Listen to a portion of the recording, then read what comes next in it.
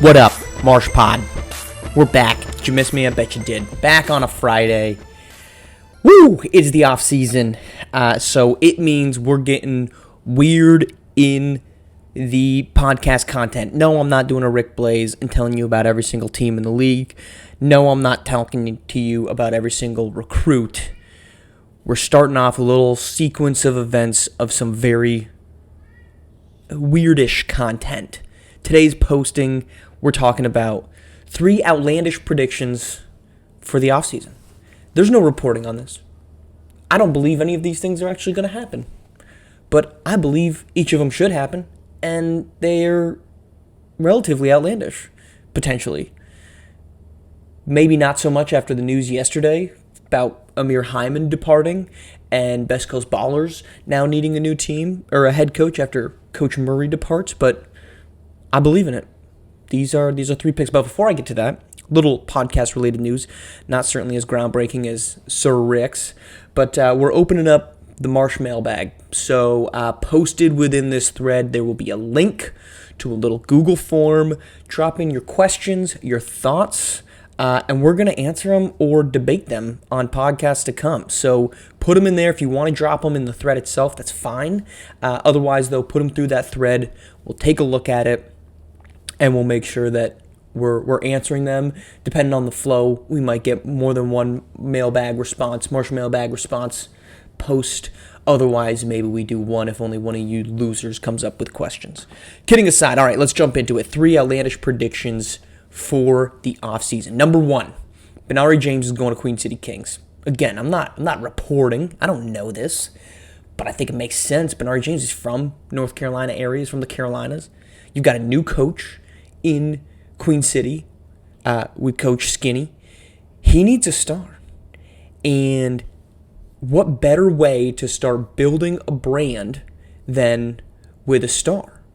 And look, we talk about team budgets, right? So I've said, and I guess it was somewhat incorrect, that you can only have a certain number of outside of region players, and that's more based off the team's ability.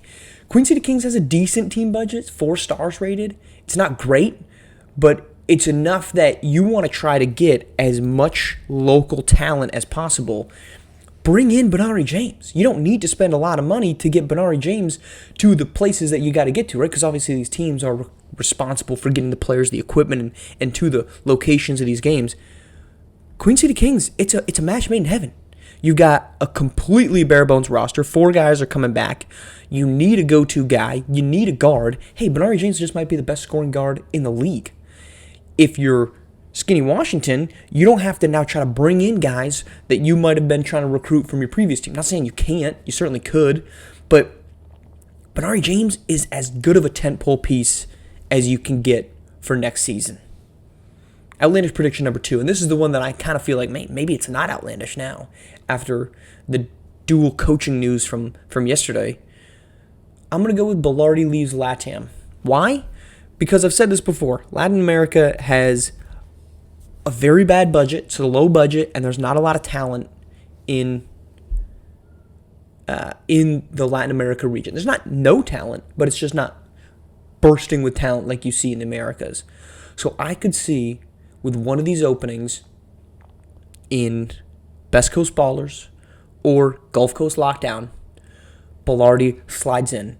Bump up your locational talent. If you look at Gulf Coast, equally low budget from an organizational standpoint, but you're in the Southeast. You have got a dearth or an abundance of talent in the Southeast. You start with Suno Chapa. You've got Akeem Young. You've got Deontay Joyce coming back, presumably. Now you start putting together a legitimate team. The same goes for Best Coast. If you head out to California, there's a ton of talent in California with a very deep budget with Best Coast Ballers. So, prediction 2, Belardi does not stay in Latin America. Again, I'm not reporting. Coach Belardi's going to get in this chat and say, I'm dead wrong. Okay. But I think it should happen. Number 3, Corey Yams leaves Showtime. You say that's not that big of a hot take. You've said you think that could happen. You're right. But I think he's joining forces with Belardi, or will double dip here, or he returns to Texas to join Lone Star or H-Town. Yeah, am I spreading my net a little bit on this one? Sure, I am. I am doing that. But you know what? I think it should happen. Why? Let's look at the Belardi and Yams combination. If Belardi stays in Latin America, he needs a star. And with a minimal budget, you have to be very specific if you're trying to recruit an outer region guy to bring in. Because you only get so many. The funds only go so far. Corey Yams is that guy. And we've also seen that Coach Belardi has a long track record of, well, long-ish, of developing big men into awesome players. You've seen what he did 2 years ago in Gotham 5. He was starting to do that last season with Gotham 5 as well. Corey Yams is an already well-molded, well-developed basketball player. Under the tutelage of Coach Belardi, I think he becomes immensely more talented. Meanwhile, if you look at Lone Star or H-Town, Lone Star, you now have Coach Woods in place, should be able to build something. You've got a need to start grabbing a lot of talent because there's just no one really returning. The future of Jace McGee is kind of up in the air. If he returns, that's a great 1-2 combo.